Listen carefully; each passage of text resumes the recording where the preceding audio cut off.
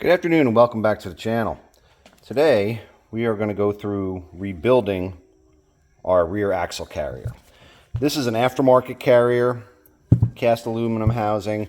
This is not an OEM carrier. There are a few different variations out there. This one, most aftermarket carriers take what with a double row bearing, roller bearing, whereas the OEM is a single row. I believe a few such as Lone Star and possibly RPM. There were a couple out there I know that used tapered roller bearings. So you would have to make sure that you'd have to get the proper bearings for your unit. So this one is a used unit. We're going to go ahead and go through the process of rebuilding it. It's very simple. There's a seal on either side. And then they're bearing right in there, and then in between the two is a spacer sleeve. There's a couple different ways you can take this apart. Once you get the seals out, you could try and move the sleeve over enough that you can get down on the inner race of the opposite side bearing and tap it out. But realistically, the best way to do it is going to be to use an inner bearing puller. Now this, I have a bearing puller kit, but unfortunately, the one that I have doesn't go up to the size that you need for the 250R rear axle carrier. This is a 40 millimeter. It's made by Tusk, so it'll go right onto their slide hammer, and we're going to use that. It's a little tight, but work it down in there. You tighten it up. These 4 feet spread apart and basically grab the bearing, and then you'll be able to use a slide hammer to pull it right out. So we're going to go ahead. First thing we're going to do is we're going to pry these seals out. Got to be real careful pulling them out. We don't want to mar up the housing at all. So we're going to basically, what I'll do is I'll take a flat screwdriver, come down and try and just twist it and gently work it up and out. Okay, so as I was saying before, what I will take is a wide flat blade screwdriver. Just stick right between the bearing and the seal and just rotate a little bit. You're pushing against the old bearing, so I'm not worried about marring that. And just work it up from there. As you can see, it's gradually coming up. Just spin the unit around.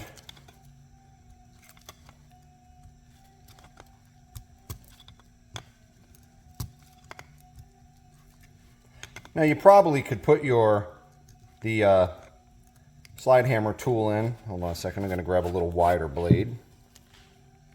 Okay, grab a little wider blade. You could probably actually put the bearing puller in there and pull the bearing and seal out together at the same time. There we go. Careful you don't stab yourself with the screwdriver when that lets go. And now we've got the old seal out. So now we're going to clean this out. We'll clean it out better once we get the bearings out. The whole housing, we'll clean the whole housing up real good. All right. So I'm going to get this cleaned up and we'll get the bearing puller set up. Okay, so we're going to go ahead and insert this. The way this tool works, you have your 4 legs there. The taper on here, when you thread it in, will spread these 4 legs apart and then grabbing that inner race. So we're going to work this in there. Again, this was a 40 millimeter. The size on it. So the next one, this one's a little tight going in, but the next one down was a 35, and I felt that that one would have been way too small. Okay, drop that all the way through. So basically you get it in there. This bottom nut of the tool is a 30 millimeter. And then this top one is a 19 millimeter or 3/4 inch. And you screw it in there so that it starts grabbing the inside of that inner race. Get it nice and snug. Shouldn't have to kill it, but you want to get it nice and snug. Now we're going to go ahead and put our slide hammer on there.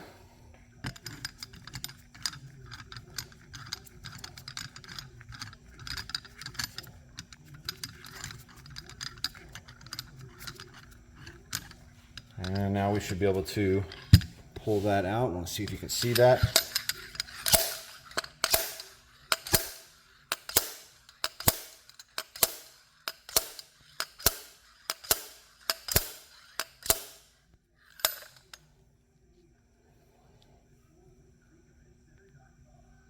Okay, got that one out.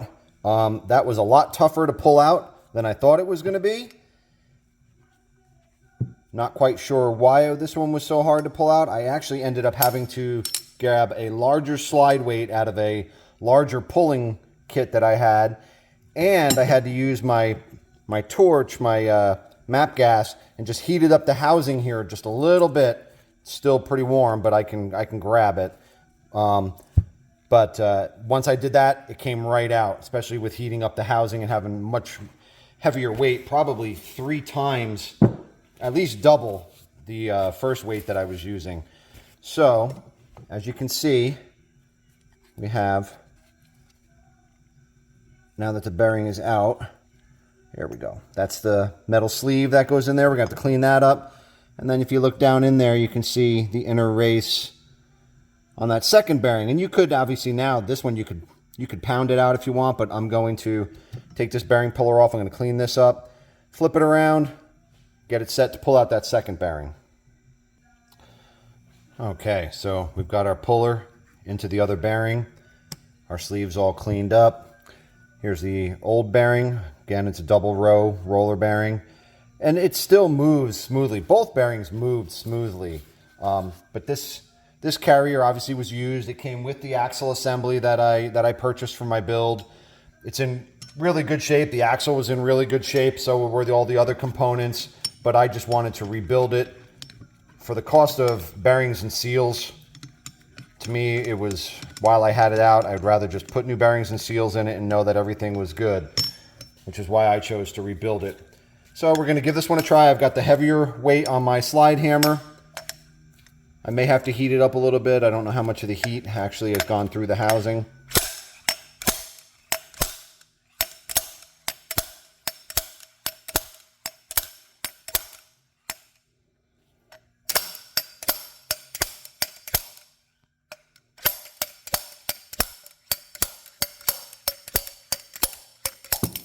There we go.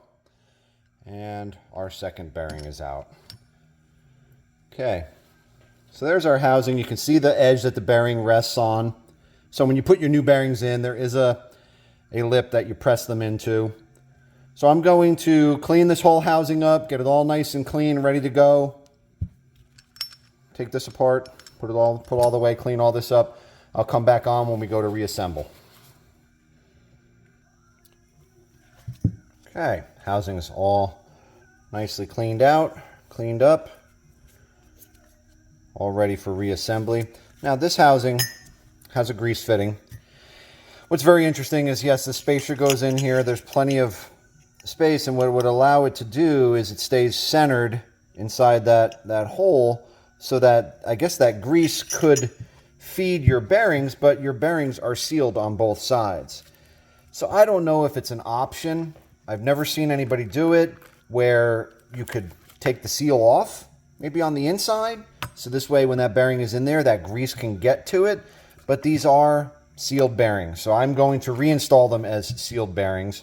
I will put grease all around this as I'm putting it in, and I will coat this whole thing with grease as I slide it into place to fill that void. I would imagine that as it gets warm in there with use, that you're going to, I don't want to say liquefy, but the consistency of your grease, like I usually use Red and Tacky by Lucas. It basically will definitely stay in there, and it does liquefy to a point with some heat.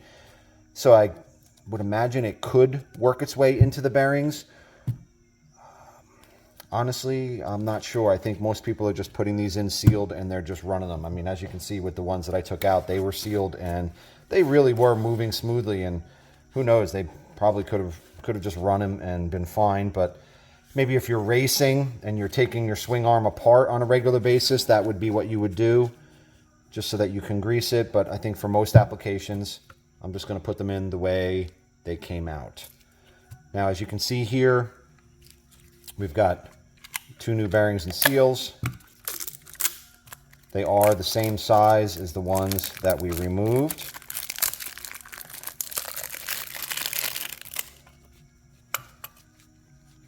Nice and smooth. And those are going to get pressed in. What I think I'm going to do is I'm going to drop these into the freezer for an hour. That'll help, that'll get the bearing nice and cold. It will shrink it down slightly and make pressing it in much easier. And then your seal, your typical automotive seal. These are NGK seals. You got your spring in there. I will pack the back side of this with grease to make sure that spring stays in. Then obviously that seal is going to press in. And that will be it. Then it'll be all ready to roll. We're going to obviously do one side, then the sleeve will go in, and then the second bearing and seal. So I'm going to go drop these into the freezer, and we'll come back for the rest of reassembly. All right, we're ready to reassemble. I took some red grease and just coated the inside of the bearing surfaces where the bearing is going to go. Just help slip it in, as well as, you know, give a little lube on between the two metals. Bearings have been in the freezer for a couple hours. Now, something I wanted to add. The grease fitting, obviously for most people, you're not going to open this up or pull this out to grease this on a regular basis. So I would, again, as I was saying earlier, putting in as a sealed bearing is probably the best way. If you were racing and taking your carrier apart at a regular, in regular intervals in between races to grease it, I could see that. Then maybe taking the seals off on the inside. One of the carriers I had in a previous build I did had the grease fitting in the end here, so that you could basically grease it anytime that you wanted to. That was definitely very handy. If this was that particular style, I probably would take off the inner seals, just because then that would open it up and allow it to accept grease at any interval that I want to go ahead and do that. So I'm going to go ahead and get started. When I put the bearings in, I try to always put them with the numbers and letters up. There's really no particular way that these have to go in. These are a little frosty, so I'm just wiping some of the frost off of them. And make sure that we'll drop them right in here, and then we'll be able to just tap them right down. 42 millimeter socket fits on there pretty much perfectly.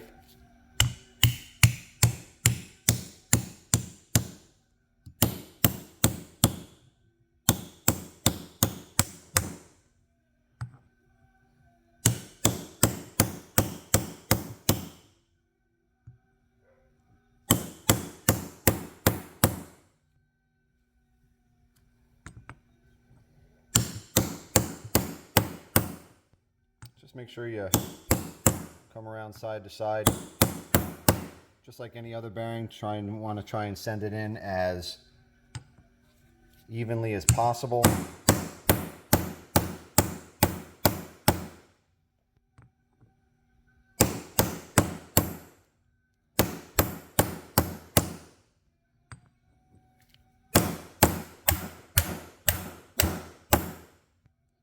Apologize if this is bouncing the camera at all. Alright.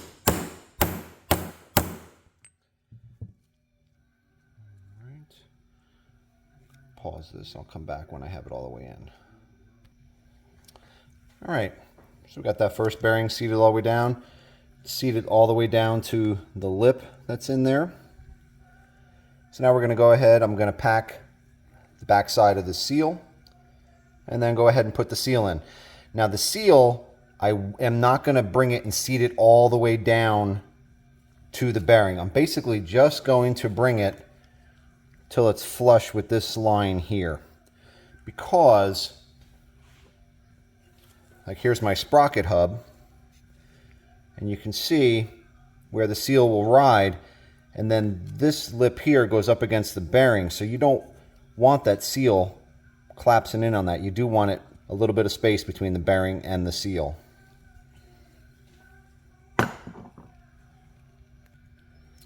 Okay, have the back of the seal all packed, have the other seal packed as well. So we're going to go ahead and put this in here, and we'll use the same socket to tap it down. And again, we're going to drive this very carefully because we don't want to drive it all the way down.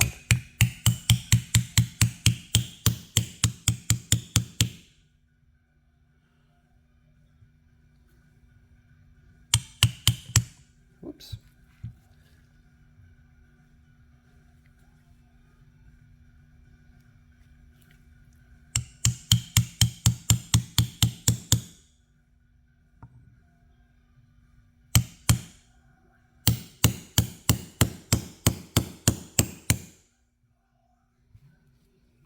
Okay, as you can see, I'm starting to come and set it down in there.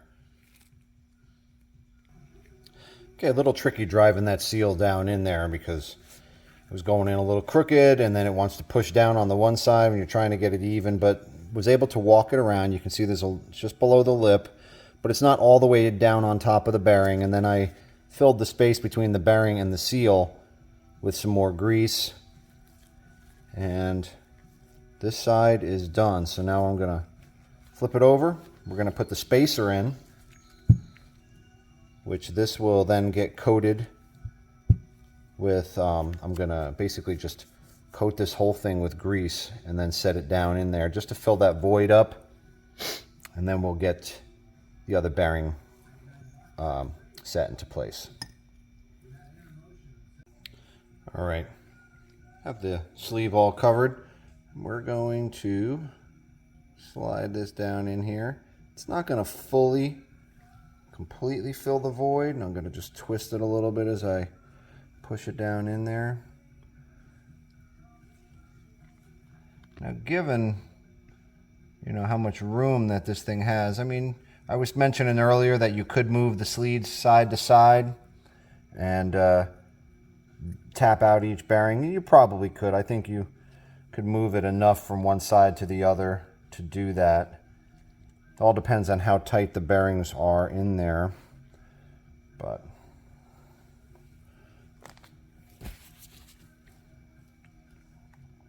all right, so we've got the sleeve in there. Now we're going to drive the other bearing in. Push that down, make sure that's all the way down.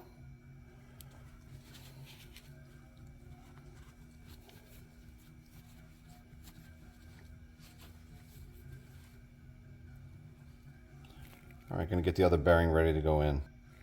So just like the other side, the first side, we're going to position the bearing in place and then go ahead and then drive it down till it comes to rest on the lip that's inside the carrier. All right, have our second bearing drove in all the way. Now one of the important things you want to be careful of is when you get down to the point where the bearing is going to come and hit this spacer, you don't want to drive the bearing down so that it's in so tight that you can't move this spacer back and forth. Because if that gets jammed in between the bearings and sandwiched where you can't move this at all, it won't move at all when you insert your axle. So you need to have you got to seat it all the way in, but you want it so that it's just hitting and that you can just move this back and forth. And then what happens is once you assemble this in your bike and you sandwich your axle in place, it will compress that completely and lock it into place. But then that spacer will be perfectly aligned with those bearings as your axle slides through here. All right, going to go ahead and get our seal installed. All right, and that concludes it. Got that seal in, filled in the space between the seal and the bearing, and now both sides are installed, new bearings, new seals, and this carrier is now ready for installation and for going to service. All right, I hope this helps anyone out there doing this. If you have any comments or suggestions, please feel free to leave them below. If you like what we're doing here, please like and subscribe. Thank you very much, and we'll see you in the next video.